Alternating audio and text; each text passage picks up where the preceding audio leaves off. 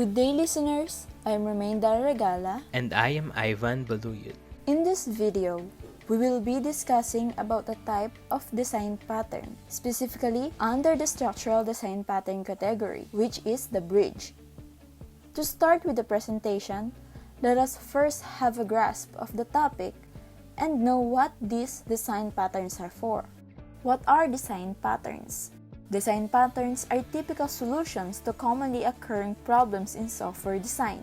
It is analogous to pre-made blueprints that you can customize to solve a recurring problem. People are often confused with algorithm because both offers solutions to some known problems, but they are entirely different.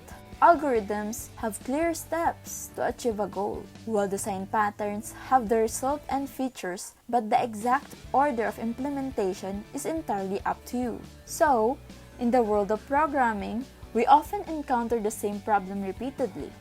Thus, instead of having everyone to come up with their own solution, we use a best practice type solution that has been documented and proven to work. Next, we will discuss what are structural design patterns. Structural design patterns describe how classes and objects can be combined to form larger structures.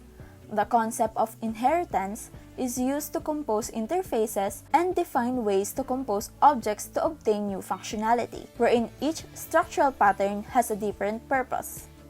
And as I said earlier, this is where the bridge pattern is categorized. Now that we already know what these design patterns are, let's proceed by discussing one type of these designs, the bridge pattern.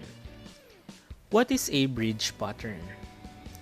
Bridge pattern is a structural design pattern that lets you split a large class or a set of closely related classes into two separate hierarchies, abstraction and implementation, which can be developed independently of each other. How does it work? When an abstraction can have one of several possible implementations, the usual way to accommodate them is to use inheritance. An abstract class defines the interface to the abstraction, and concrete subclasses implement it in different ways. But this approach isn't always flexible enough. Inheritance binds an implementation to the abstraction permanently, which makes it difficult to modify, extend, and reuse abstractions and implementations independently. To simply put, let me show you an example. Let's say we have a geometric shape class with a pair of subclasses, circle and square. You want to extend this class hierarchy to incorporate colors, so you plan to create red and blue shaped subclasses. However, since you already have two subclasses, you'll need to create 4 class combinations such as red circle, red square, blue circle, and blue square. Adding new shape types and colors to the hierarchy will grow it exponentially. For example, to add a triangle shape, you'd need to introduce 2 subclasses, one for each color. So we'll add red triangle and blue triangle. And after that, adding a new color, say yellow, would require creating 3 subclasses, one for each shape type. Then we'll have yellow circle, yellow square, and yellow triangle. The further we go, the higher the subclasses we need to make, the worse it becomes. This problem occurs because we're trying to extend the shape classes in 2 independent dimensions, by form and by color. That's a very common issue with class inheritance. The bridge pattern attempts to solve this problem by switching from inheritance to the object composition. What this means is that you extract one of the dimensions into a separate class hierarchy so that the original classes will reference an object of the new hierarchy instead of having all of its state and behaviors within one class. Following this approach, we can extract the color-related code into its own class with 2 subclasses, red and blue. The shape class then gets a reference field pointing to one of the color objects. Now, the shape can delegate any color-related work to the linked color object. That reference will act as a bridge between the shape and color classes. From now on, adding new color won't require changing the shape hierarchy and vice versa. Now, let's take a look at its structure. For number 1, the high-level control logic is provided by the abstraction, where it relies on the implementation object to do the actual low-level work. For number 2, the implementation declares the interface that's common for all concrete implementations. An abstraction can only communicate with an implementation object via methods that are declared here. The abstraction may list the same methods as the implementation, but usually, the abstraction declares some complex behaviors that rely on a wide variety of primitive operations declared by the implementation. For number 3, concrete implementations contain platform-specific code. For number 4, refined abstractions provide variants of control logic. Like their parent, they work with different implementations via the general implementation interface. For number 5, usually, the client is only interested in working with the abstraction.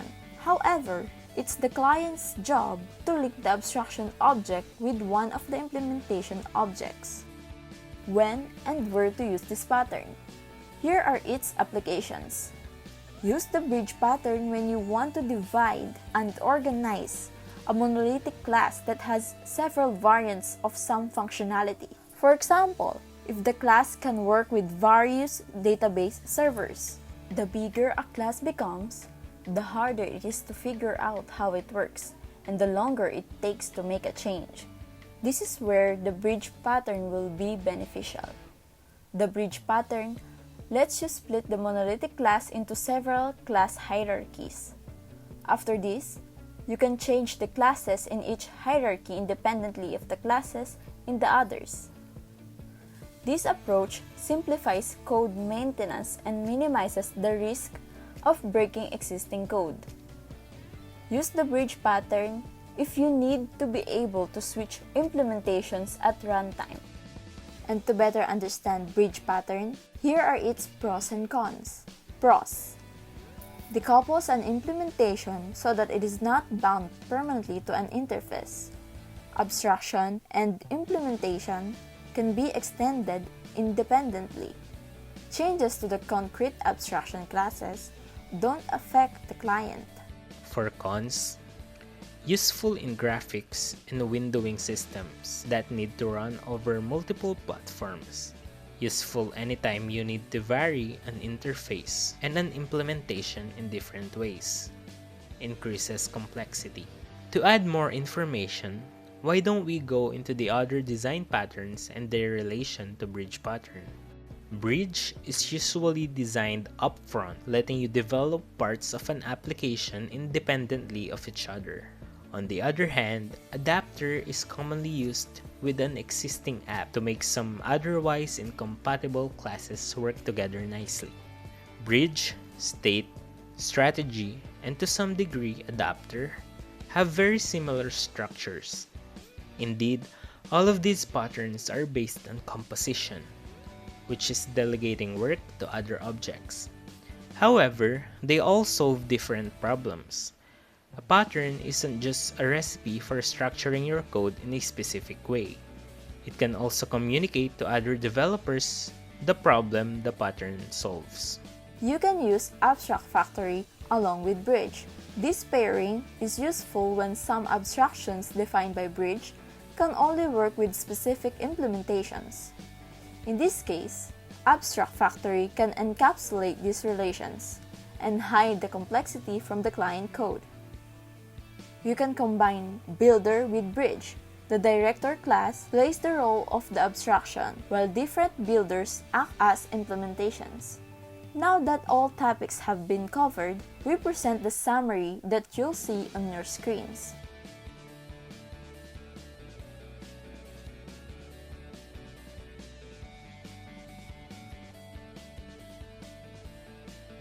We hope you learned something about design patterns and the bridge pattern to be specific. Again, I am Romaine Dara Regala. And I am Ivan Baluyut. Thank you for listening.